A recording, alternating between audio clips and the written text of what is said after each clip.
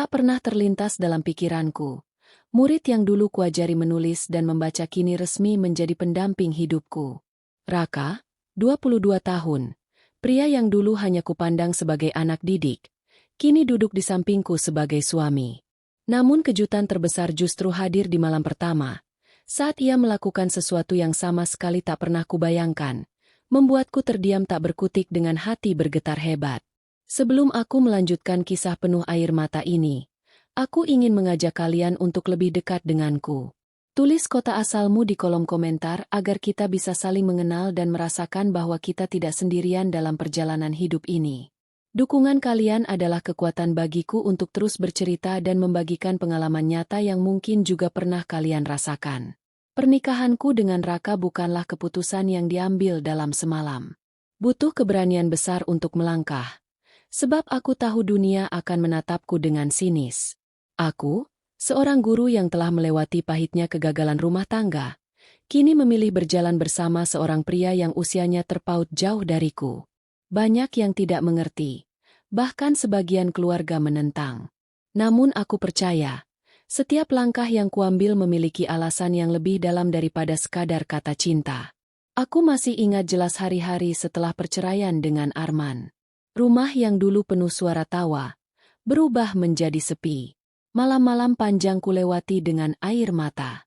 Ibuku, Bu Rini, sering datang menemaniku, mencoba menghibur dengan kata-kata sederhana, tapi hatiku tetap terasa hampa.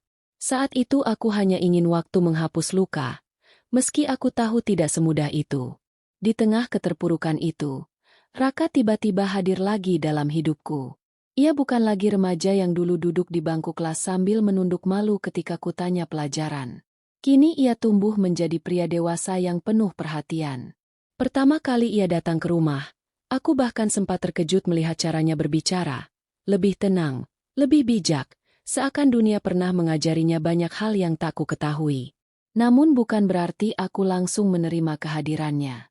Ada dinding tebal dalam hatiku. Tembok yang kubangun setelah Arman menghancurkan semua kepercayaanku pada cinta.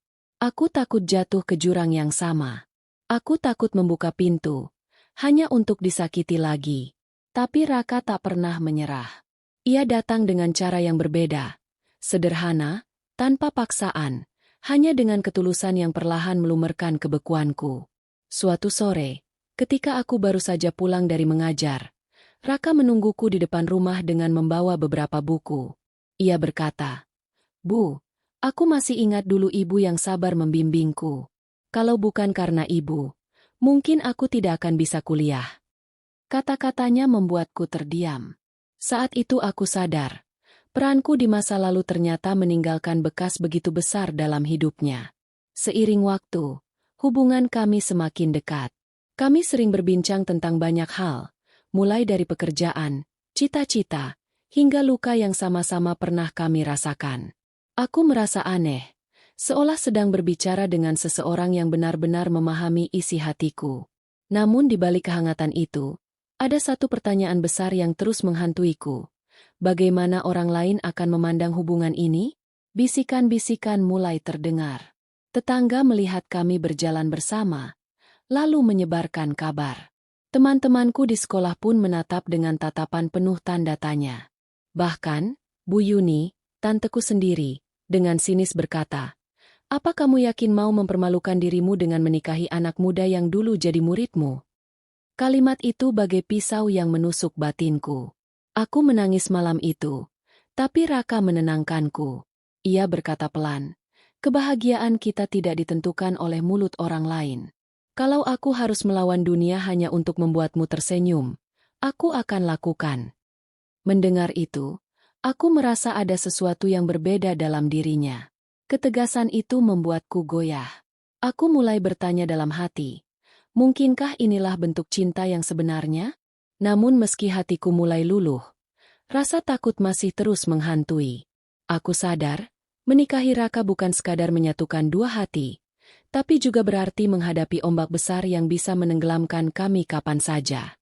Pertarungan itu baru saja dimulai, dan aku belum tahu apakah aku cukup kuat untuk menanggungnya. Sejak hari akad itu selesai, kehidupanku seolah memasuki bab baru yang penuh kejutan. Bukan hanya soal status baru sebagai istri, tetapi juga sorotan tajam dari sekeliling yang membuat langkahku terasa semakin berat. Aku bisa merasakan betapa tatapan orang-orang berubah setiap kali kami melangkah berdampingan. Ada yang berbisik lirih di belakang, ada pula yang menatap terang-terangan dengan wajah penuh tanda tanya. Aku mencoba menahan diri, namun jauh di dalam hati, rasa sesak itu sulit kuabaikan. Hari pertama aku membawa Raka bertemu dengan keluarga besar. Suasana berubah kaku. Meja makan yang biasanya riuh dengan obrolan mendadak senyap. Sepupu-sepupuku hanya saling pandang, seakan-akan aku telah melakukan sesuatu yang memalukan. Tanteku, Bu Yuni, akhirnya memecah keheningan dengan suara yang terdengar menusuk. Aku tidak habis pikir, bagaimana mungkin kau memilih jalan seperti ini? Apa kamu tidak malu dengan keputusanmu? Kata-katanya membuatku terdiam. Aku menunduk, berusaha menahan air mata yang hampir jatuh. Namun Raka justru meraih tanganku di bawah meja, menggenggam erat seolah ingin mengatakan bahwa ia tidak akan membiarkanku menghadapi semua sendirian. Aku menoleh sekilas, dan dalam tatapannya, aku melihat keberanian yang begitu tulus. Meski begitu, komentar sinis tidak berhenti di situ. Keesokan harinya, aku mendapat pesan dari salah satu rekan kerja di sekolah. Isinya singkat tapi jelas. Bu, hati-hati. Banyak yang sedang membicarakan soal pernikahan Anda dengan murid lama. Rasanya dadaku sesak membaca kalimat itu. Aku sadar, gosip ini sudah menyebar luas. Dunia yang dulu kuanggap sebagai ruang aman kini berubah menjadi arena penghakiman. Raka, dengan keteguhan yang jarang kumiliki, terus meyakinkanku. Suatu malam, ketika aku duduk termenung di beranda, ia datang membawa 2 cangkir teh hangat. Aku tahu ini tidak mudah, katanya pelan. Tapi aku tidak akan pernah membiarkanmu menghadapi semua ini sendirian. Aku siap berdiri di sampingmu, bahkan ketika semua orang menentang. Kata-katanya sederhana, tapi entah mengapa mampu menyalakan kembali semangatku yang hampir padam. Namun ujian berikutnya jauh lebih berat. Beberapa minggu setelah itu, aku dipanggil oleh kepala sekolah. Suasana ruangannya terasa dingin ketika beliau membuka pembicaraan. Saya mendengar banyak kabar yang tidak enak. Bu, sebagai guru, seharusnya Anda menjaga nama baik institusi ini. Saya harap Anda bisa mempertimbangkan kembali dampak dari keputusan pribadi Anda. Kata-kata itu menghantamku keras. Aku keluar dari ruangan dengan langkah gontai, menahan tangis yang hampir pecah. Malam itu aku menangis di bahu ibuku. Bu Rini. Beliau mengusap rambutku pelan, mencoba menghibur meski aku tahu hatinya sendiri pun terluka.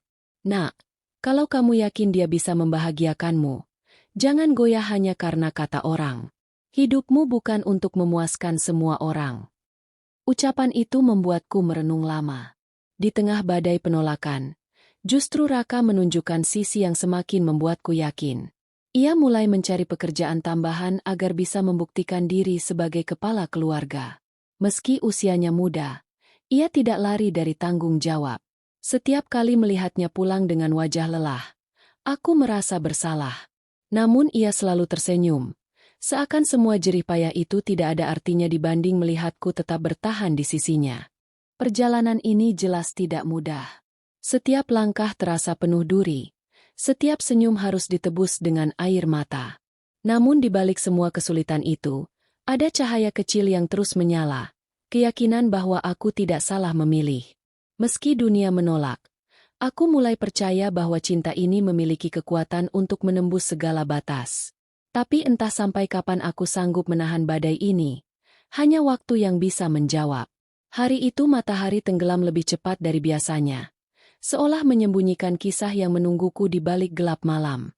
Setelah seharian menahan komentar miring dari sekitar, aku pulang dengan perasaan lelah. Di depan rumah, lampu beranda sudah menyala. Raka menungguku dengan wajah yang terlihat serius, bukan seperti biasanya yang penuh senyum. Jantungku berdegup lebih cepat. Ada firasat bahwa sesuatu akan terjadi. Kami masuk ke kamar yang baru saja kami tata sederhana. Tirai biru lembut bergoyang ditiup angin, dan aroma kayu manis dari lilin aromaterapi membuat suasana terasa berbeda. Aku duduk di tepi ranjang, Bingung harus memulai percakapan seperti apa. Malam itu bukan sekadar malam biasa, melainkan malam pertama yang selama ini hanya kubayangkan penuh kehangatan. Tapi kenyataannya, rasa canggung jauh lebih besar daripada apapun. Aku menunduk, menatap jari-jari tanganku sendiri. Pikiran berkecamuk, seakan aku berdiri di persimpangan. Ada ketakutan besar yang menekan. Bagaimana jika aku tidak bisa memberi kebahagiaan seperti yang Raka harapkan?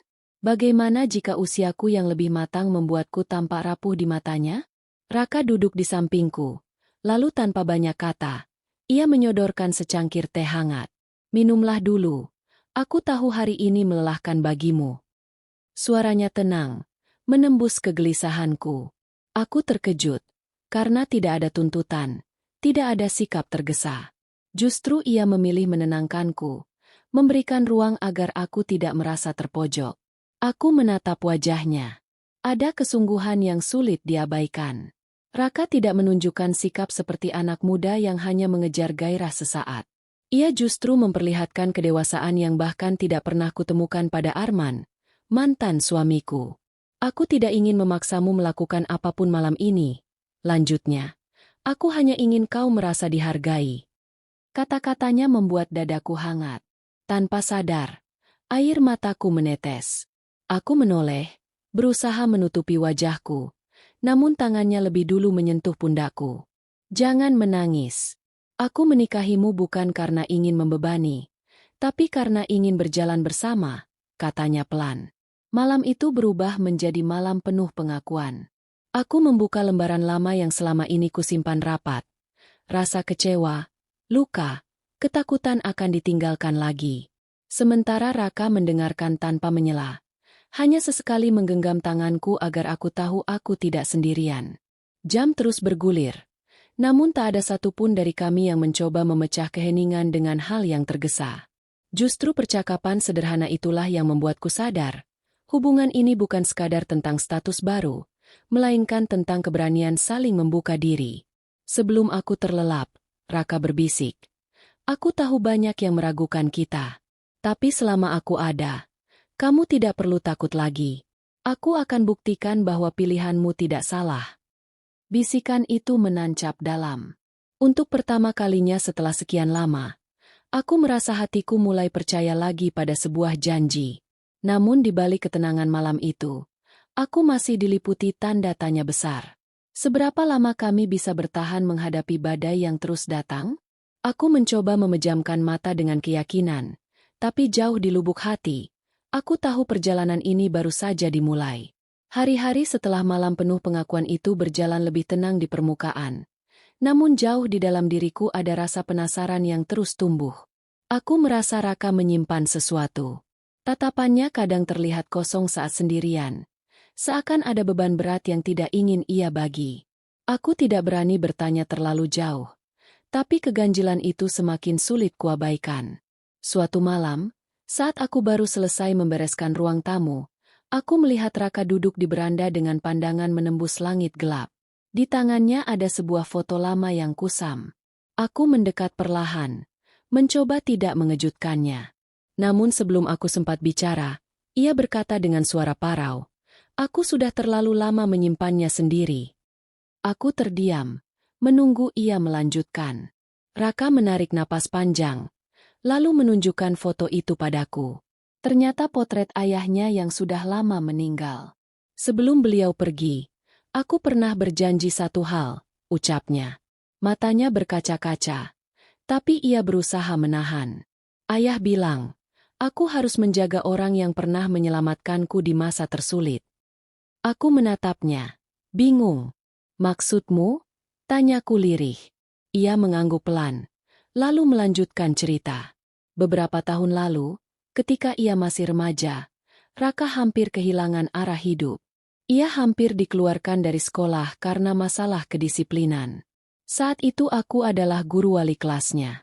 Aku sering memanggilnya untuk berbicara, memberi motivasi, bahkan pernah mendatangi rumahnya untuk meyakinkan orang tuanya agar tidak menyerah pada anak mereka. Aku ingat betul saat ibu bilang, tidak ada murid yang benar-benar gagal selama ada yang percaya padanya. Katanya. Aku tertegun.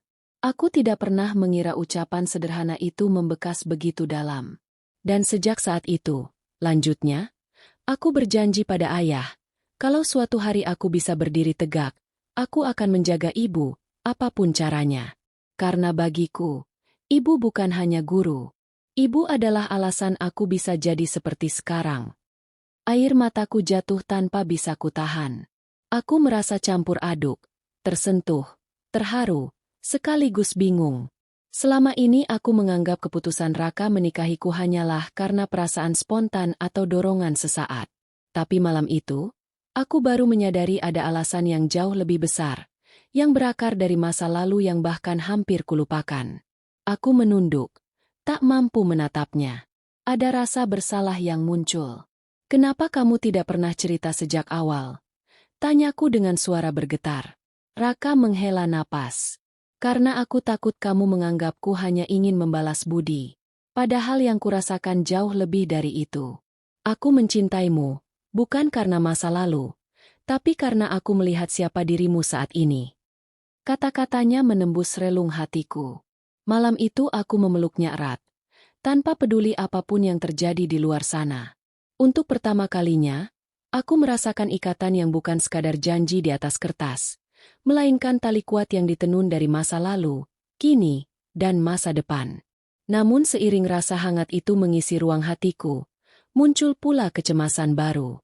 Aku tahu rahasia ini bisa menjadi alasan orang lain semakin mencibir hubungan kami. Jika dunia luar tahu bahwa murid menikahi guru karena sebuah janji lama, mungkin hinaan akan semakin deras.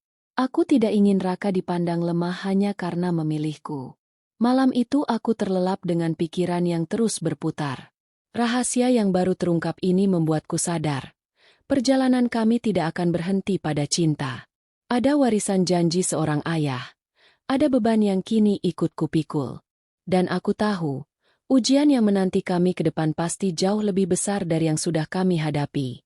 Setelah pengakuan Raka tentang janji kepada mendiang ayahnya, aku mulai melihat dunia dengan sudut pandang baru. Namun kenyataan di luar rumah tak pernah memberi ruang bagi kami bernapas lega. Kabar tentang pernikahan kami makin meluas, bukan hanya di lingkungan sekolah, tetapi juga di media sosial.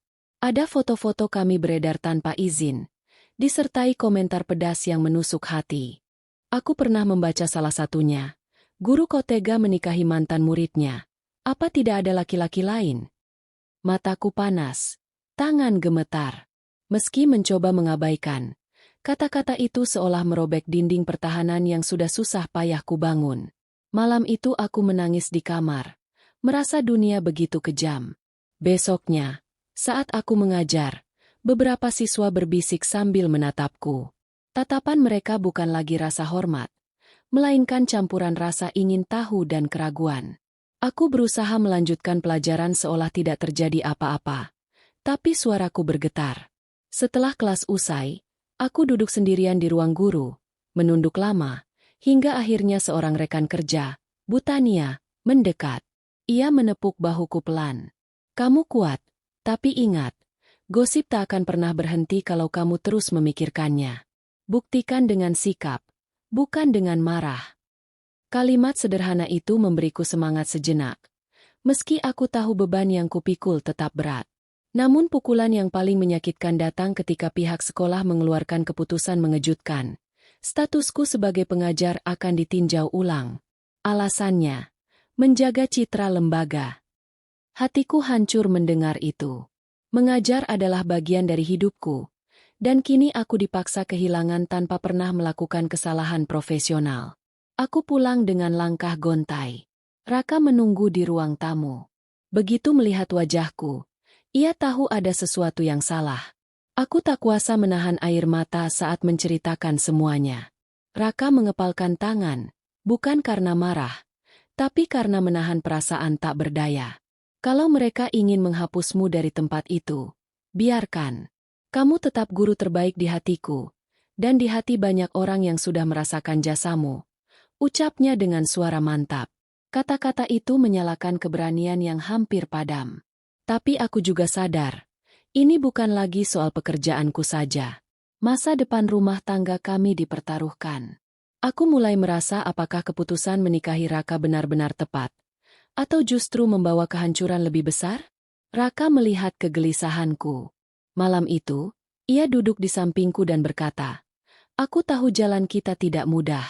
Tapi kalau kita terus takut pada penilaian orang, sampai kapanpun kita tidak akan pernah bahagia. Aku rela kehilangan apa saja, asal tidak kehilanganmu." Aku tertegun mendengarnya. Ada kekuatan dalam kata-kata itu yang membuatku ingin bertahan. Namun di sisi lain, ketakutan masih menghantui. Bagaimana jika badai berikutnya lebih dahsyat? Bagaimana jika dukungan yang kurasakan darinya suatu saat tidak cukup lagi menahan semua tekanan? Pertanyaan itu menggantung di kepalaku, meninggalkan rasa was-was yang semakin menekan. Ujian kali ini belum berakhir, dan aku tahu akan ada gelombang yang lebih besar menunggu di depan. Hari itu, matahari terasa redup meski langit cerah. Aku berjalan menuju ruang rapat sekolah dengan langkah berat, seakan setiap hentakan kaki menambah beban di pundak. Di dalam ruangan, beberapa orang duduk dengan ekspresi serius. Kepala sekolah, wakil, dan 2 orang perwakilan yayasan. Mereka menatapku seolah aku sedang duduk di kursi pesakitan. "Bu Maya," suara kepala sekolah terdengar kaku. "Kami sudah mempertimbangkan banyak hal. Demi menjaga nama baik lembaga, kami memutuskan menonaktifkan Anda untuk sementara." Kata-kata itu menghantam dadaku. Napasku tercekat, seakan seluruh udara tersedot keluar. Aku mencoba membela diri, menjelaskan bahwa pernikahan adalah urusan pribadi, bahwa aku tetap menjalankan tugas dengan profesional. Namun tatapan dingin mereka tak memberi ruang sedikit pun. Keputusan itu final. Aku keluar dengan mata basah, menahan tangis agar tidak pecah di koridor sekolah. Tapi saat langkahku terhenti di gerbang, aku tak kuasa lagi. Air mata jatuh tanpa bisa dibendung. Semua perjuanganku selama bertahun-tahun seolah runtuh dalam sekejap. Raka menjemputku dengan wajah cemas. "Mereka memberhentikanmu, ya?" tanyanya lirih. Aku hanya mengangguk, lalu menenggelamkan wajah di dadanya. Untuk pertama kali, aku merasa benar-benar kalah. Malam itu rumah kami terasa sunyi. Aku duduk di tepi ranjang, menatap kosong ke arah jendela. Raka berusaha menghiburku, tapi aku hanya diam. Di kepalaku, suara-suara sumbang dari luar terus bergema. Guru tak pantas menikahi murid. Cinta yang memalukan. Semuanya menusuk hati lebih dalam daripada keputusan sekolah. Namun saat keheningan nyaris mematahkan semangatku, Raka berlutut di depanku. Ia menggenggam tanganku erat, lalu berkata, "Aku tahu dunia menolak kita, tapi aku tidak akan pernah melepaskanmu. Kalau pintu itu tertutup, kita akan membuat pintu baru. Aku berjanji, aku akan membangun hidup kita dari awal, meski tanpa dukungan siapapun." Aku menatap matanya, dan untuk sesaat, kilatan keyakinan itu menyalakan kembali nyala kecil di dalam hatiku.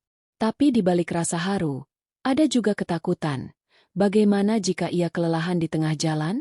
Bagaimana jika semua janji itu tak mampu melawan kenyataan?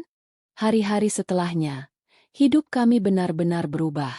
Aku tak lagi mengajar, sementara Raka mulai bekerja serabutan demi menutup kebutuhan sehari-hari. Setiap malam ia pulang dengan wajah letih, namun tetap menyunggingkan senyum.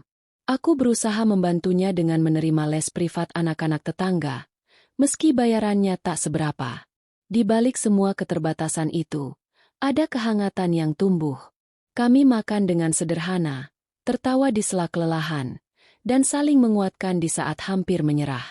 Meski begitu, rasa cemas tidak pernah benar-benar hilang. Aku masih dihantui satu pertanyaan besar. Apakah cinta cukup untuk menghadapi dunia yang terus menghakimi? Suatu malam, Raka menatapku dengan sorot mata yang penuh keteguhan. "Maya, aku tahu kita di ujung jalan yang sulit, tapi aku ingin kamu percaya. Ini bukan akhir. Ini adalah awal dari cerita baru. Aku berjanji, suatu hari nanti, semua orang akan melihat bahwa cinta kita bukan aib, tapi bukti bahwa janji seorang anak kepada ayahnya bisa menjadi penguat hingga akhir hayat." Aku terdiam. Air mataku mengalir lagi, bukan karena sedih, melainkan karena takut sekaligus terharu. Malam itu aku sadar, kami memang sedang berada di persimpangan takdir. Satu langkah salah, segalanya bisa runtuh. Tapi satu langkah berani, bisa mengubah segalanya. Dan di sanalah aku menggenggam tangan Raka erat-erat, berdoa dalam hati, semoga badai ini bukan penghancur, melainkan jalan menuju keajaiban yang belum terlihat. Namun, siapa yang bisa menjamin? Takdir masih menyimpan rahasia, dan aku hanya bisa berharap, janji yang terucap malam itu kelak menjadi alasan kami bertahan, atau justru ujian terakhir yang harus kami hadapi bersama. Perjalanan yang kulalui bersama Raka mengajarkanku bahwa cinta bukan sekadar tentang dua hati yang saling memilih, melainkan keberanian menghadapi pandangan dunia yang tak selalu ramah. Tak mudah berdiri tegak saat orang-orang menuding dan menghakimi, terlebih ketika keputusan yang kuambil dianggap menyalahi batas. Namun justru di sanalah aku belajar bahwa kebahagiaan sejati lahir dari kejujuran hati dan kesetiaan menjaga janji. Aku sadar, jalan ini penuh dengan luka, kehilangan, bahkan keraguan. Tetapi setiap langkah yang kami tempuh juga dipenuhi pembelajaran. Bagaimana bertahan, bagaimana saling merangkul di saat terjatuh, dan bagaimana menumbuhkan keyakinan meski badai tak henti mengguncang. Cinta yang tulus tidak menjanjikan kemudahan, tetapi selalu memberikan alasan untuk berjuang. Untuk siapapun yang mendengar kisahku, semoga ini menjadi pengingat bahwa kebahagiaan tidak selalu mengikuti norma yang dipaksakan orang lain. Kebahagiaan sejati adalah ketika kita berani jujur pada perasaan sendiri, lalu merawatnya dengan kesabaran dan doa. Sampai jumpa di video berikutnya.